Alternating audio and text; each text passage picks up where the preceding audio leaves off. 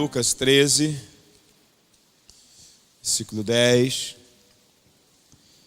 a 13. Jesus estava ensinando numa das sinagogas no sábado, e estava ali uma mulher que tinha um espírito que lhe causava uma enfermidade, já por 18 anos. Ela andava encurvada e não conseguia endireitar-se de modo algum. Vendo-a, Jesus a chamou e lhe disse: mulher, estás livre da tua enfermidade. E impondo-lhe as mãos, ela se endireitou na mesma hora e passou a glorificar a Deus. Até aqui. Pai, em nome de Jesus, abençoa a tua palavra, dá-nos graça, ilumina-nos com a tua inspiração, Senhor. E também abençoe a tua igreja, em nome do Senhor.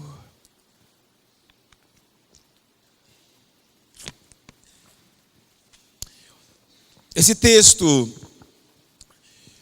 ele nos traz algumas lições. Eu quero compartilhar pelo menos 3.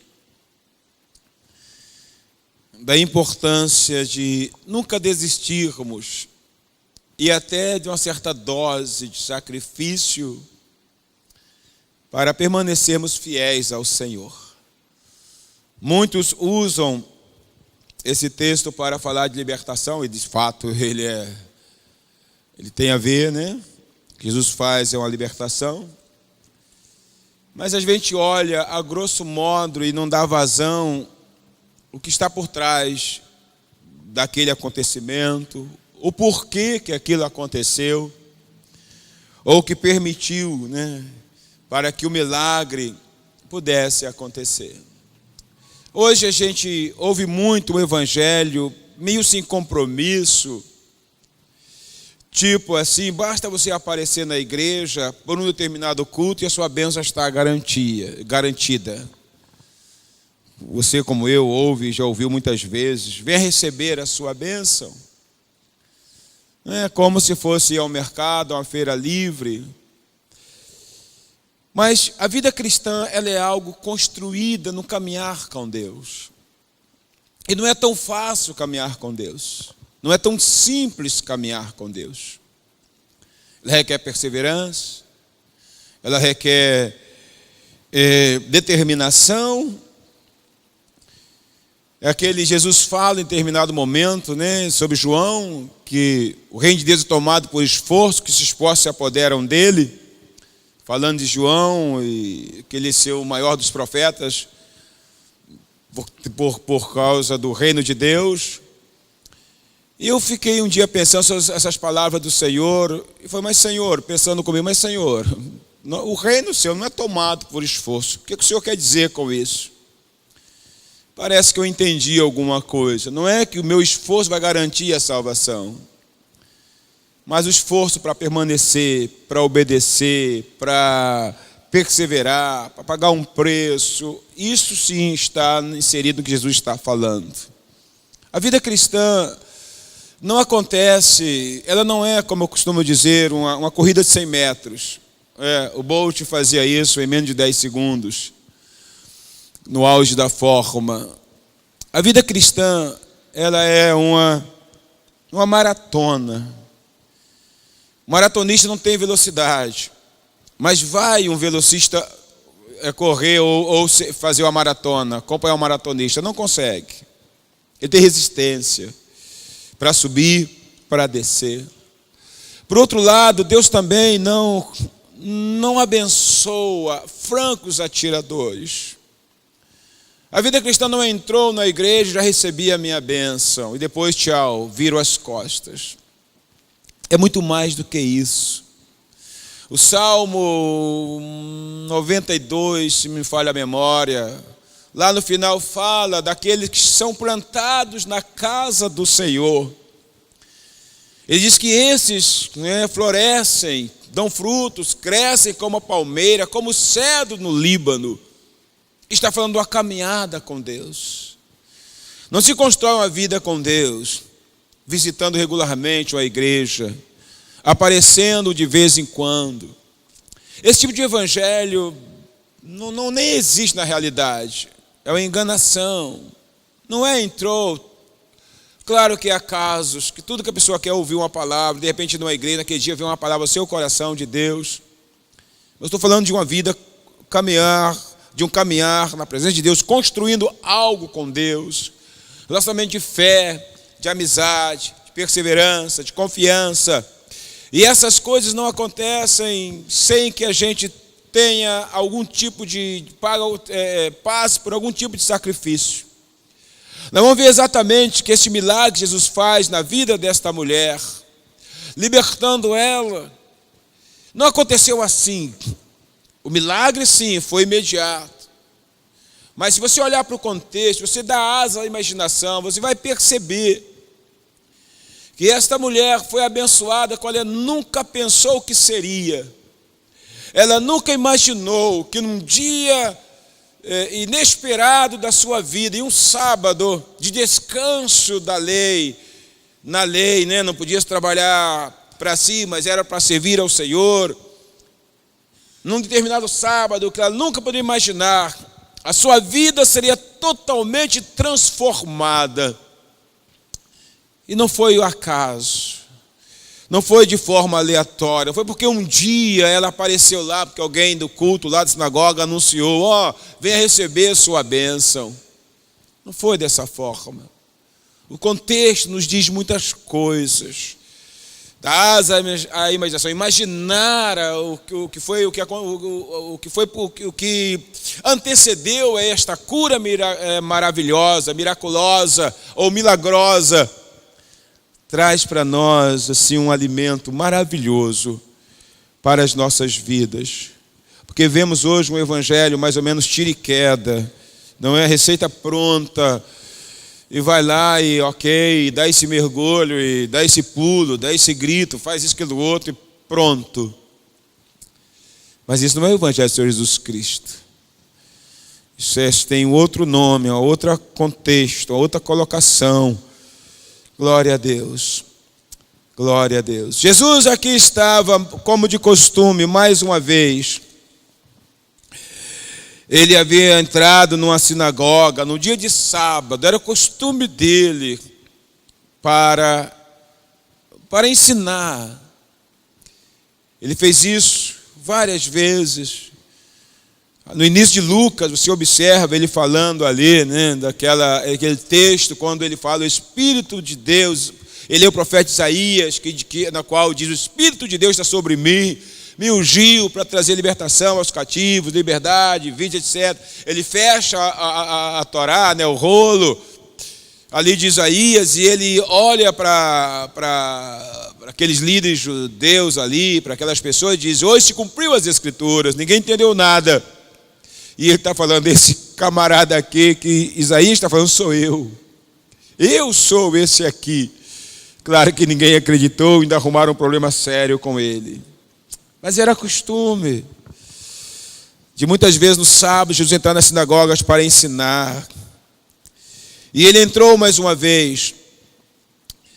E ao entrar na sinagoga, ele estava ensinando, quando de repente ele vê uma mulher, diz que ele estava ensinando, então ou ela chegou, de repente já estava lá, e de repente ele se viu, a sua atenção foi chamada para esta mulher. E ele olha para essa mulher, e ele vê algo além do que os olhos humanos podem ver. Ela é encurvada, ela não consegue sentar direito, ela não consegue levantar, ela não consegue olhar para o alto. E o Senhor percebe que ela está ali, ela está aprisionada por um espírito. A atualizada nossa aí, aquela que a gente usa já antiga, faz espírito de enfermidade. A atualizada século XXI diz um espírito que lhe causava uma enfermidade. Eu acho que isso é bem mais dentro do contexto. Era um espírito que estava causando ali uma enfermidade naquela vida. Quando o Senhor olha, vê aquilo, ele para o seu ensino. Ele chama a mulher, diz: vem para o meio, ela sai do seu lugar. Todos ficam abismados, uma mulher. ficava lá no canto separado. Não sei nem por que ela estava na sinagoga, tamanha era a separação que existia entre a questão do sexo masculino e feminino, né, o menosprezo e tudo mais. E Jesus costumava quebrar regras, ele era especialista em quebrar regras, ele tocava em leprosos, ele falava com mulheres, ele conversava com samaritanos. Jesus quebrava todas as regras religiosas dos homens. E ela vem, talvez num suspense, e ele diz para ela, né, estás livre de tua enfermidade. E impõe as mãos sobre ela, imediatamente ela é curada. Ela é sem direita, há 18 anos que não conseguia ficar em pé, olhar para o céu, levantar o pescoço. E ela então passa a glorificar a Deus. Será que esse milagre então aconteceu porque por um acaso ela entrou naquele dia naquela sinagoga? A leitura que Jesus faz dela é de 18 anos possuída. Será que por um acaso ela apareceu lá porque Jesus estava lá? Não. Não, essa mulher venceu muitas coisas, muitos preconceitos por amor a Jesus. Não diria a Jesus, ela não conhecia, me parece que ela não conhecia bem a Jesus, mas por amor a Deus. Ela era uma israelita, ela era uma judia, ela era uma filha de Abraão no sentido de ser israelita, temia a Deus. Então a gente aprende algumas coisas aqui fantásticas. E eu quero trabalhar 3, a começar com certamente a partir dessa cura, com a primeira, obviamente.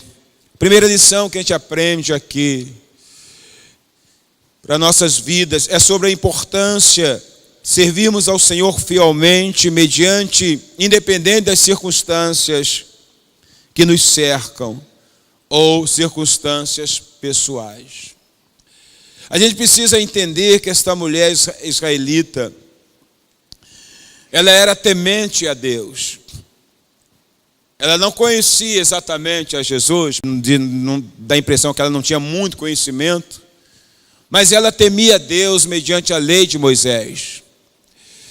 E ela todos os sábados, ela ia à sinagoga para ouvir os ensinamentos da lei de Deus.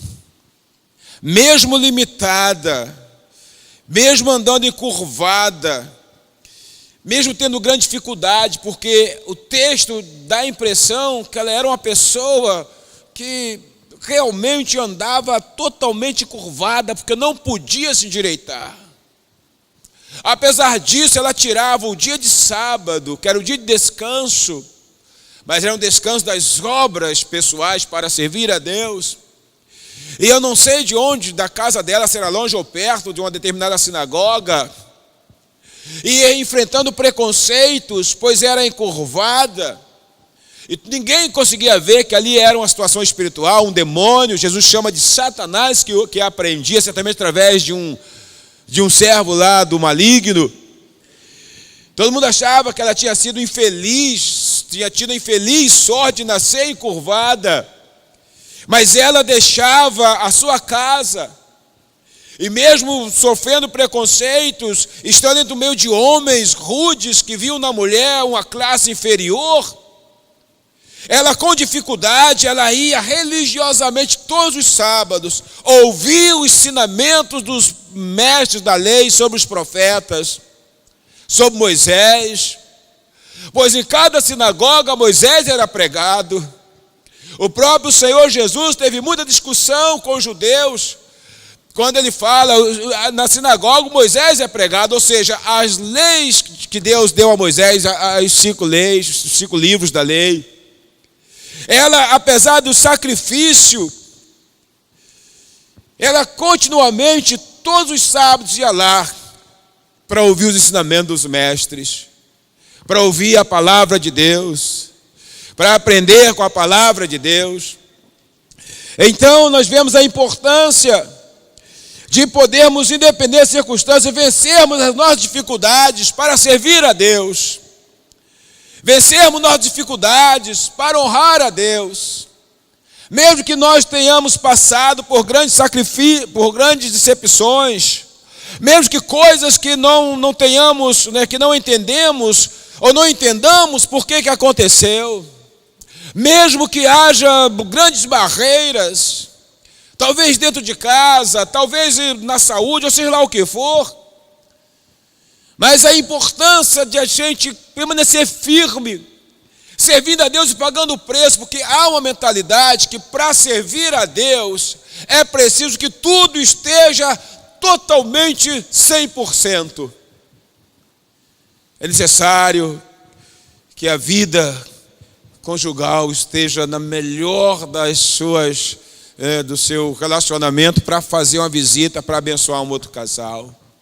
Tem que estar vivendo a vida conjugal correto, mas será que a condição para que eu abençoe outros casais numa visita ou coisa parecida é que o meu seja impecável? Será que existe isso dessa maneira? Não estou dizendo bagunçado não, por favor.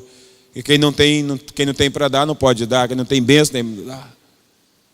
Mas será que eu tenho que viver, estar com a saúde perfeita para visitar alguém que não está bem e orar por ele? Porque quem faz a obra é o Senhor. Quem faz a obra é Deus. Eu vejo na Bíblia que os ossos de Eliseu ressuscitaram alguém. Alguém caiu na sua cova que estava aberta, bateu nos seus ossos e foi ressuscitado. Eliseu estava morto. E a gente começa a dizer, bom, não dá.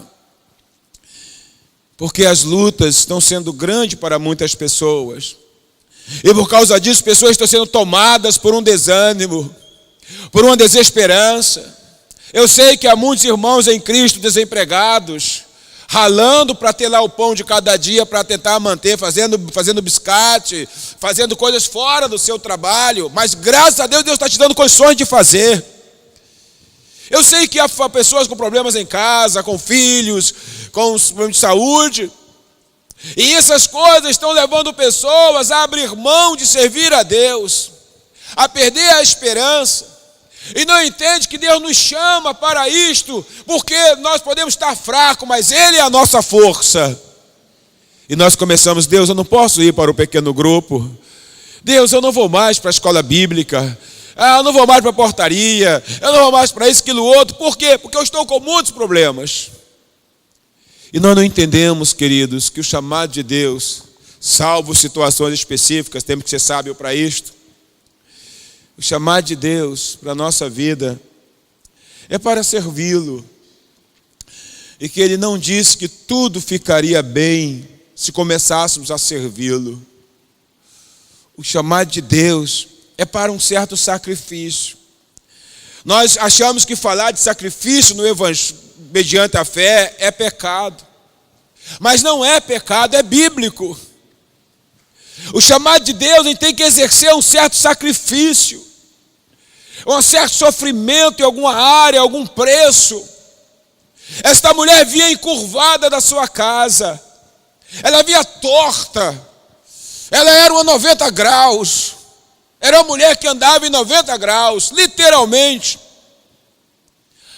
porque algo estava sobre ela. A princípio ela achava que era normal aquilo, teve uma queda, afetou a coluna, mas na realidade pode até ter acontecido a queda, mas aquela situação o inimigo aproveitou e a mantinha cativa. No entanto, ela saía da sua casa e com dificuldade ela sentava lá entre os mestres, lá no cantinho dela. Eu imagino lá no canto, bem no canto, lá atrás, no último banco lá dos doutores.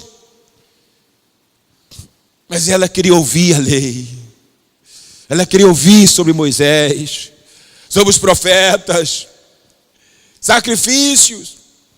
Irmãos, a gente precisa entender essa atitude da obra de Deus. Nós passamos por lutas, nós passamos por dificuldades, tudo quer tirar a nossa esperança, a nossa confiança. Então a gente diz, Senhor, não dá. O resultado é que muitas vezes as coisas não mudam como deveriam mudar. Há um preço para servir a Deus, irmãos. Deus nunca disse que seria fácil. Deus nunca disse que a gente ia andar em ruas de ouro neste mundo. As ruas estão preparadas para o novo céu e para a nova terra. Deus nunca disse que não passaríamos por adversidades como desemprego, com lutas dessa e outras áreas, enfrentaríamos problemas de enfermidade, seja pessoal, familiar, enfim, há tantas coisas que a gente enumerar aqui, a gente acaba até se perdendo e sendo repetitivo em algumas áreas. Deus nunca disse. Mas como a maioria das pessoas, ao primeiro sinal de tempestade, vão sair da igreja, vão abandonar a obra, vão fazer isso, porque nós aprendemos que no evangelho totalmente antibíblico, tudo tem que estar 100% para eu poder servir a Deus. Então, irmãos, nenhum de nós vai servir. Requer, em alguma medida, um certo sacrifício, uma perseverança para servir, para atender, para honrar a Deus. Ela então não media esforço para todo sábado estar na sinagoga, sentar no último banco. Eu não sei nem se tinha banco de forma que eu ia sentar atrás. Eu acho que ficava lá no cantinho guardado, lá meio escondido. Mas ela estava lá, era o dia dela. Ela queria honrar a Deus. É preciso, irmãos, a gente entender. No mundo, tereis ou passais por... Jesus não disse ao contrário, mas tende bom ânimo. Você precisa ter bom ânimo, meu irmão. Levanta a cabeça. Precisa olhar para o alto. Olhar para Jesus. Olhar para aquele que governa todas as coisas. Que é Senhor das nossas vidas. E que é na caminhada que Ele opera a mudança. É no servir que Deus opera a mudança. Precisamos olhar que há uma dose de sacrifício, sim, para servir ao Senhor. Glórias a Deus. Observe a dificuldade desta mulher em vir à sinagoga para ouvir os ensinamentos. Repetindo, versículo 11, na parte final, na parte B. Jesus, ao comentar sobre ela, diz assim, já na parte B do versículo, ela andava encurvada e não conseguia endireitar-se. De que maneira? De modo algum, de jeito nenhum. Irmãos, eu imagino, que ela andava exatamente assim. Ela não conseguia ficar em pé. Ela olhava para o chão. Quanta gente está olhando para o chão, meu irmão? Você tem que olhar para o alto. Quando Elias ia assunto ao céu, ia ser levado à glória, e Eliseu, que tinha sido preparado por 8 a 10 anos como o seu discípulo para substituí-lo, o termo ali é chorate, o que lavava as mãos de Eliseu, sabendo que o seu senhor seria tomado, Elias diz para ele, pede o que queres que eu te darei. Eliseu falou, tudo bem, eu quero porção dobrada do teu espírito. Elias não disse, então fica olhando para o chão, olha para os meus pés. Se meus pés sumirem, então... Não, ele disse, olha, fica olhando para mim. Olhe para o alto. Se você me ver subindo, vai acontecer. Se você não me ver subindo, não vai acontecer. Andar de cabeça baixa não muda nada, levante a cabeça. Diga ao seu vizinho, andar de cabeça baixa, lamentando, a má sorte não muda nada. Olhe para o alto. Quando Deus quis impulsionar a atitude de fé, Ele usou um capítulo inteiro de um livro. Livro de Hebreus, capítulo 11, chamado de Os Heróis da Fé. Não eram heróis que venceram sempre, mas foram heróis que nunca desistiram. Nunca desistiram. Alguns foram mortos, outros passaram por escárnios, outros foram presos, mas sempre levantaram a cabeça. Sempre olharam para o autor e consumador da fé. Talvez você tenha até motivo para estar andando curvado. Talvez seja justo, mas não é bíblico.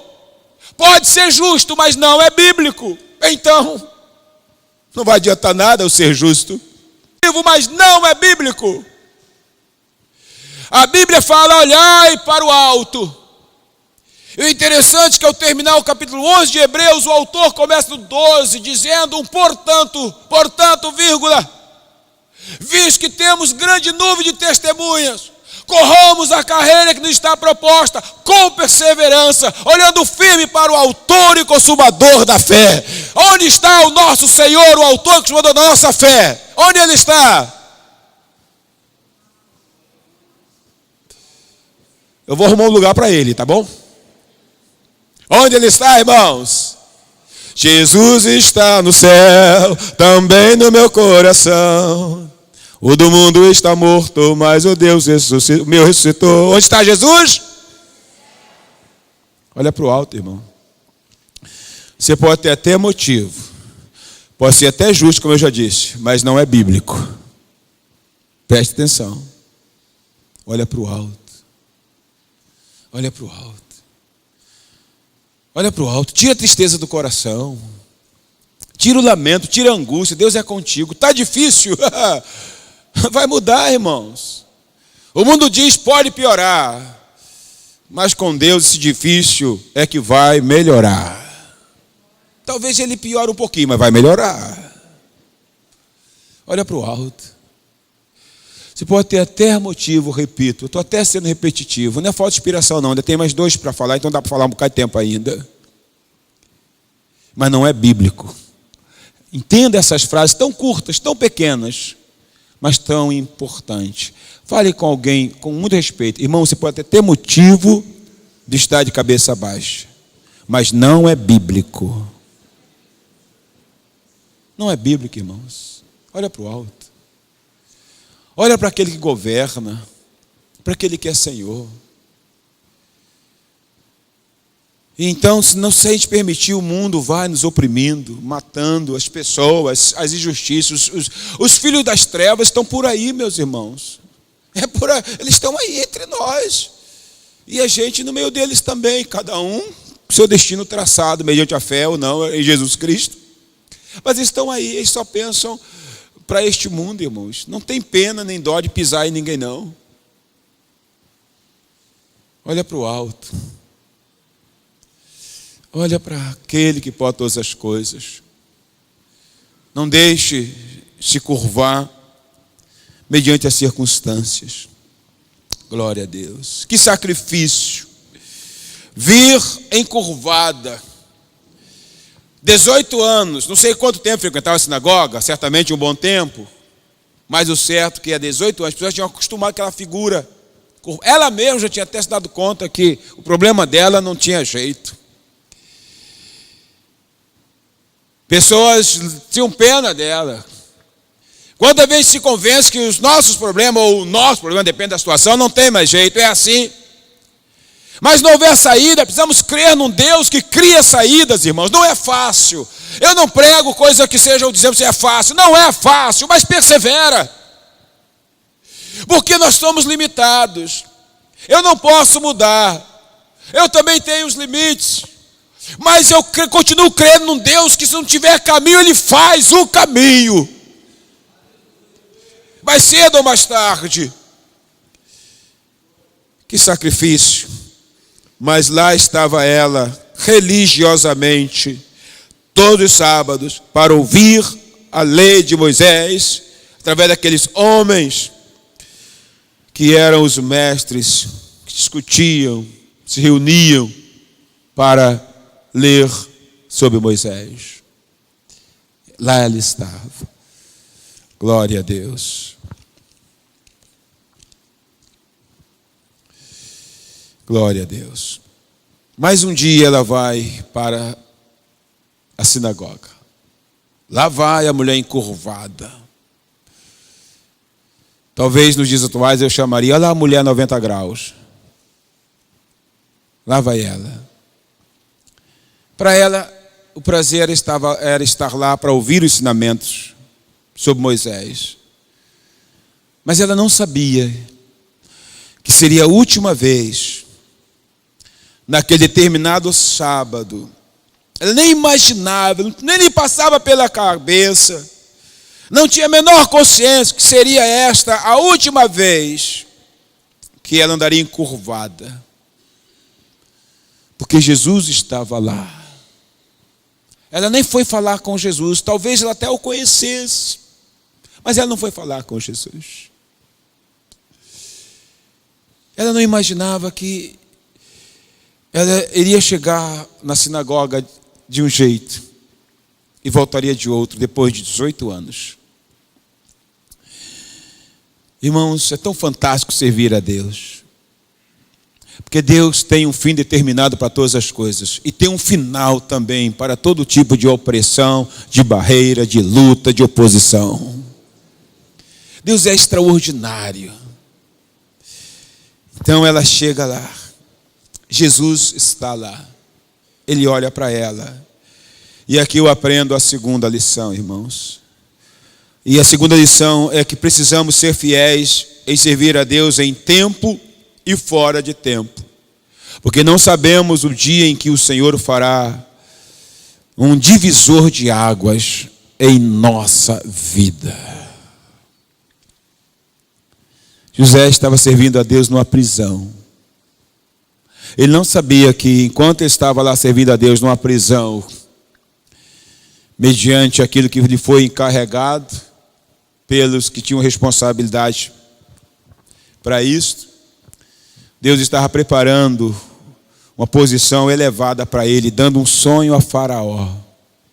E esse sonho traria a libertação da vida de José, para cumprir os propósitos de Deus. Ela não sabia que haveria um divisor de águas. Por isso fica a segunda lição. Não desistir nunca.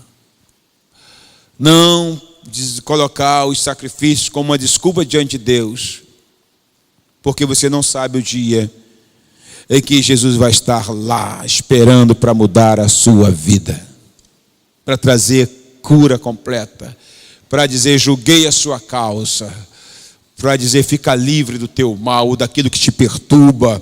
Precisamos confiar nesse Deus do impossível.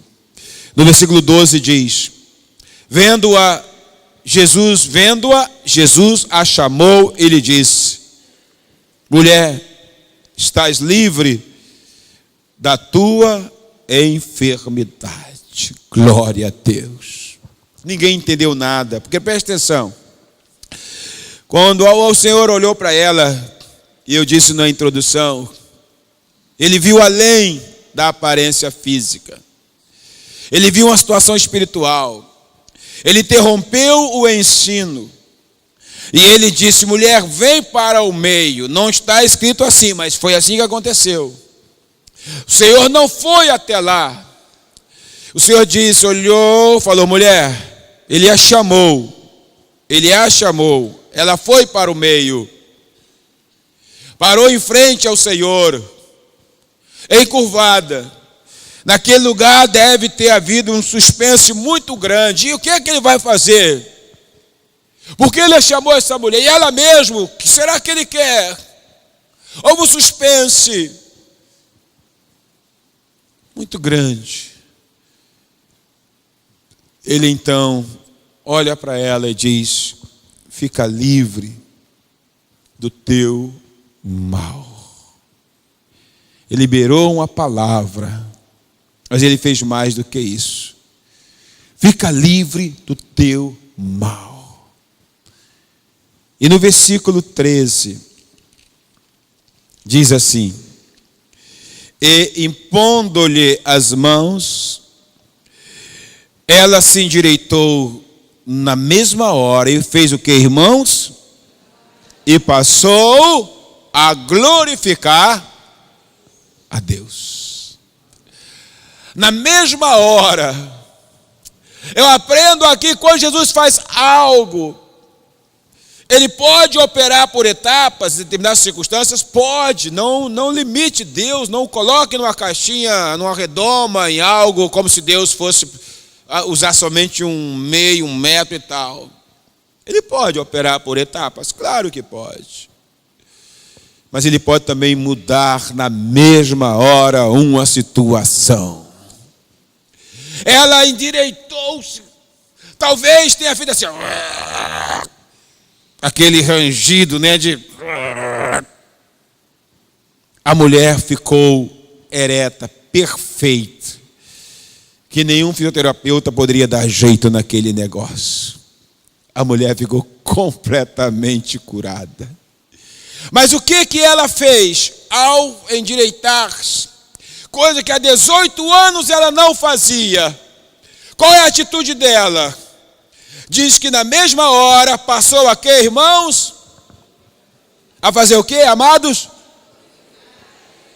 Glorificar a Deus. Na mesma hora esta mulher começou a adorar o Senhor. E aqui eu aprendo a terceira lição e a mais importante.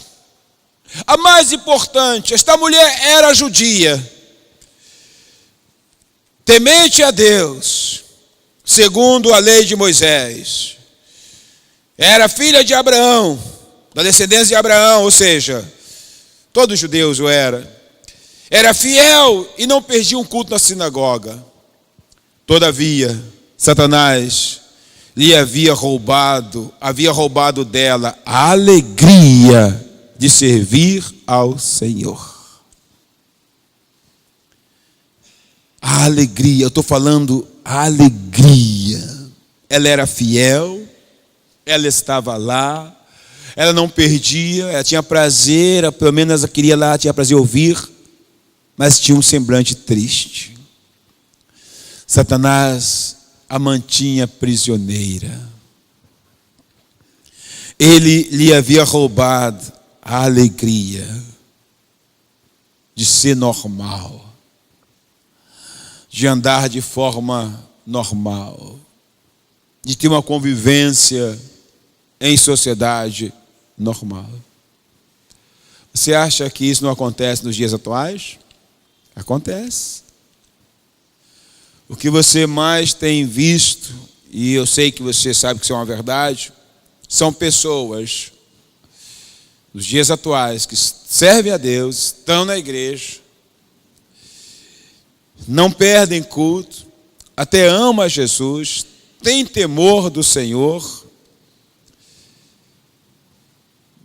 estão lá, não vão nunca se afastar, mas Satanás tem roubado a alegria genuína de servir a Deus. Tem roubado a alegria, tem feito andar encurvado por situações que você nem imagina. São enfermidades, problemas conjugais, familiares, desemprego, tantas coisas. Quantas pessoas perderam a alegria? Não saem da igreja, não se afastam, mas está sem alegria. Aquele versículo de Neemias que fala que a alegria do Senhor é a nossa força, pedindo às pessoas que estavam chorando por causa do templo em relação ao anterior, era insignificante, começaram a chorar. Ele diz: não choreis, pois a alegria do Senhor é a nossa força.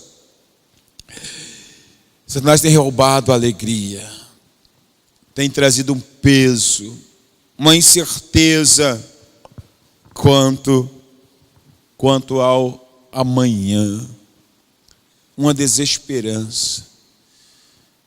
Como é que pode alguém estar no ministério, estar na igreja, ser fiel, mas estar sem alegria? Ela era essa mulher.